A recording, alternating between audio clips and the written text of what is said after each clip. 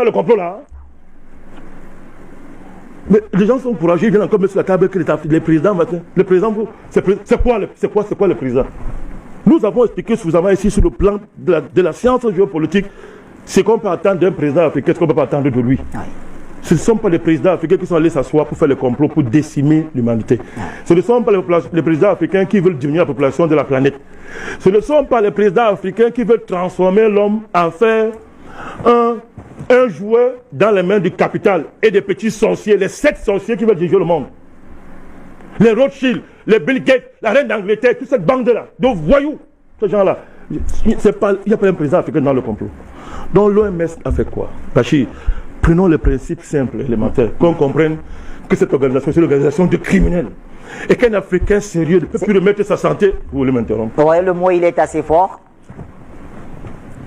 Je peux continuer? Vous continuez. Le mot criminel, il est assez fort. Tout simplement. On continue, président Bandakane. C'est vous qui assumez ça? On continue. Des données Afrique Média, c'est Bandakane qui parle. Très bien, nous poursuivons. Et si le petit voyou qui est directeur de l'OMS veut démentir le contraire, il vient ici. Ou bien qu'il envoie son représentant Yaoundé, il vient ici. Et on va faire un débat même sur les protocoles scientifiques de l'OMS. Je vais vous démontrer devant lui ce que je viens de vous dire. Moi, par la monde, je ne te cache pas. Je dis que si l'OMS, son représentant, ils ont un représentant à Yaoundé, qu'ils viennent ici, je vais démontrer pourquoi je dis que c'est l'organisation criminelle. Et qu'aucun Africain, aucun être humain sur Terre ne doit plus accorder la moindre confiance à cette organisation de criminels. M. Bachir, ce sont des faits. Et je donne des éléments. J'amorce un argumentaire. Parce que nous sommes en train de réunir beaucoup d'éléments. Et on va rendre ça public. Éléments inattaquables. M. Bachir, la médecine moderne est fondée sur la confiance. C'est la confiance entre un médecin et celui qui est malade qui déclenche le processus de guérison. Ce n'est pas tant le remède que vous donnez à celui qui est malade que le soin. C'est la confiance. Il faut qu'il croie que le médecin est capable de le soigner. Et tout médecin sait, M. Bachir, que quand vous êtes affaire à quelqu'un qui est en péril sur le plan sanitaire, première chose, c'est de le rassurer. C'est de lui dire que non, tu vas guérir. C'est de lui dire que tu as les capacités de guérir. Et avec la médication que je vais te donner, qui n'est qu'une part de la guérison vient de toi. Il faut prendre ça à l'OMS. Donner des leçons avec tous les savants qu'il y a là-bas, les docteurs, professeurs en virus, tout ce que vous voulez. Première réaction de l'OMS quand Covid commande, c'est de dire aux Africains, préparez-vous au pire, Bachir. Est-ce qu'on dit ça à quelqu'un qui est menacé par une urgence sanitaire? Quand je dis que c'est une organisation criminelle, vous voulez m'interrompre, je suis poli, il faut les fusiller. Ah, présidence. Je dis qu'il faut les fusiller. Non, allez, on ne va pas aller jusque-là, je vous en prie. On ne va pas aller jusque-là. Oui. On ne va pas aller jusque-là. Parce que maintenant, le Covid n'a pas encore tué tout le monde. La deuxième, il vous parle de vagues, non? Ils ont programmé par vagues. Quand 1 million de personnes vont mourir d'un jour, 6 millions de personnes vont mourir, vous n'attendrez pas comme vous de leur fusiller. Vous allez envahir leur bureau et leur couper la tête. Parce que c'est ce qu'ils méritent, ces gens-là. Maintenant, on fait la politesse. Est-ce que l'OMS a le droit? Où sont les médecins du monde entier pour dire à ces gens de foutre le camp? On a le droit de parler comme ça, les gens qui sont menacés par une maladie. Qu'attendez-vous au pays? Quand vous le faites, vous les désarmez sur le plan psychologique. Ils ne sont plus en capacité de collaborer pour le traitement. C'est moi, Bandakane. Vaut rien de mon état petit, il était qui doit prendre ça au docteur et savant de l'OMS.